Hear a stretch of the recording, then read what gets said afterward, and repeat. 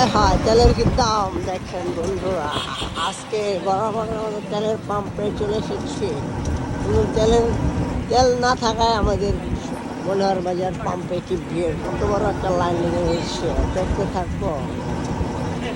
এই যে বলো ভিডিও দেন, জামটা খালি দেন ভাই, খালি খালি একটু লোকেশন দেখো ভাই রে ভাই। আমি পড়ি নাই পড়ে যেন কিছুক্ষণের ভিত্তি মনে হয় তো আমি নামতাম নাম দি ভাড়া বিরাট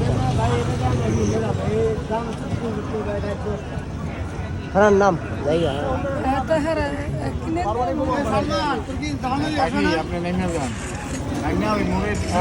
বাবা ভাই গেমে খেলা শুরু করেছে।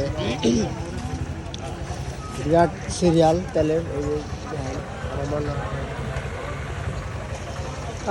অনেকেই 10 ঘন্টা খারাইয়া থাকা লাগলো থাকবে।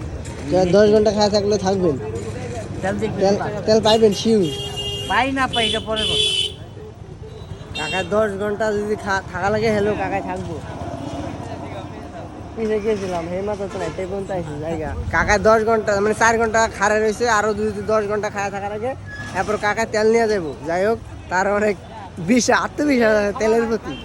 মানে আমি এই কারণে গাড়ি কিনতে আসি না ভাই, তেলের যে অবস্থা বর্তমানে আমি একটু দেখাইতেছি। মানে গাড়িটা এলে কিনি না ভাই, যে তেলের যে দাম, যে সংকট, এলে গাড়িটা কিনতে আসি না। এই দেখেন ভাই, বিশাল লাইন।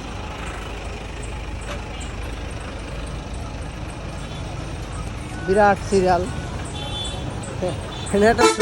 এটা ছোটখাটো টিকটক হয়ে গেল আমাকে ভাই। এমন সিরিয়াল মানে আমি আমার 14 গোষ্ঠী জন্ম দেখি নাই।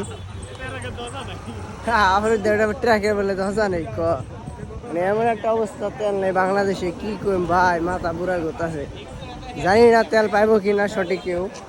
সবার আত্মবিশ্বাস আছে তেলের প্রতি, সবার আত্মবিশ্বাস আছে। দেন আত্মবিশ্বাস না থাকলে কি সবাই এমনি খারাপ থাকে ভাই? তুমি কয় ঘন্টা ধরে খারাপ হয়েছো তেলের লেগা? আধা ঘন্টা ধরে। আমি বেড়া 4 ঘন্টা ধরে খারাপ হয়েছি। ওই যে সকাল 5টা বাজে পরে এই লোকে বেরিয়েছে, লাইল্লাহ সকাল 5টা বাজে বেরিয়েছে এক ভাই। গাড়ি এই যে দেন তেলের গাড়ি আইছে অলরেডি। এই যে তেলের গাড়ি দেখাইতেছি, সবারই দেখাই।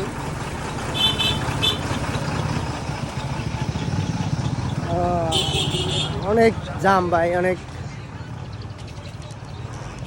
একজনের 5টা বাজে আর সকাল 5টা 6টা, জানি না কে কতক্ষণ ধরে দাঁড়াইছে।